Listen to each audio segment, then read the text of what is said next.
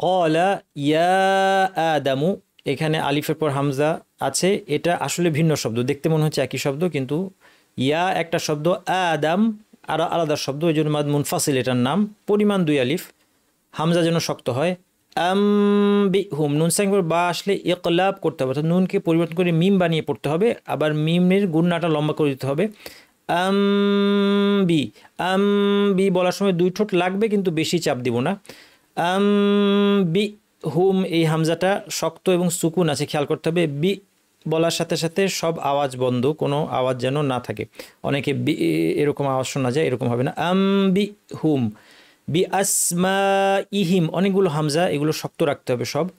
আসমা ই, এখানে আলিফের পর হামজা আছে, একই শব্দে মাদ মুত্তাসিল 2 আলিফ।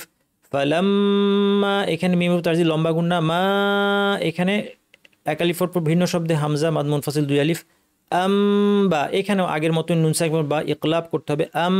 বা হুম বি, এখানে মিম সাকিন পর বা এসেছে, এটা নাম হচ্ছে ইখফা, এটা হচ্ছে মিমের ইখফা, কিন্তু আওয়াজটা ইকলাবের মতোই। একটু আগে নুন সাকিন বা আসলে আমরা যে আওয়াজটা করেছি বা, এখানেও হুম বি একই আওয়াজ করব।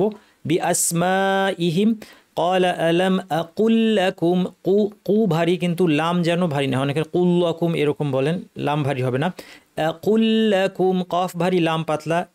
ইন্নি, নুনের উপর তাসদিদ লম্বা গুন্না, এরপর একটা ইয়া আছে, পরে হামজা আছে, এই জন্য লম্বা হয়ে যাবে মাদ মুনফাসিল 2 আলিফ। ইন্নি আ'লামু, আইনটা সুন্দর করে শক্ত করে বলতে হবে। আ'লামু গায়বাস সামাওয়াতি, এখানে ওয়াটা অনেক ভারী করে ফেলেন, ভারী করবেন না। সামাওয়াতি না, সামাওয়াতি ওয়াল আরদি ওয়া আ'লামু মা তুবদুনা, বায়ের উপর সুকুন আছে, কলকলা করতে হবে। তুবদুনা ওয়া মা কুনতুম, নুন সাকিনের পরে তা এসেছে, জিব্বাকে তায়ের মাখরাজের কাছাকাছি নিয়ে তা বলার জন্য মুখ রেডি করে নাক থেকে গুন্না করে বলতে হবে কুনতুম। তাক, কাফের বাতাসটা বের করতে হবে। তুমুন, ওয়াও নুন 2 আলিফ পরে আমরা থামবো ইনশাআল্লাহ। قال يا آدم أنبئهم بأسمائهم فلما أنبأهم بأسمائهم قال ألم أقل لكم إني أعلم غيب السماوات والأرض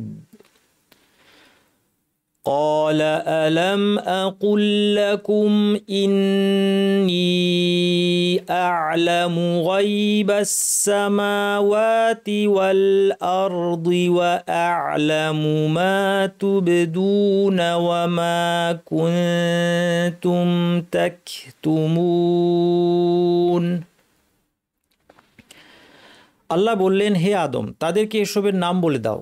আদম তাদেরকে সেগুলোর নাম জানানোর পর আল্লাহ বললেন, আমি কি তোমাদেরকে বলিনি যে আমি আসমানসমূহ ও জমিনে অদৃশ্য যা কিছু রয়েছে তা জানি, আর জানি যা তোমরা প্রকাশ করো কিংবা যা গোপন করে এসেছো।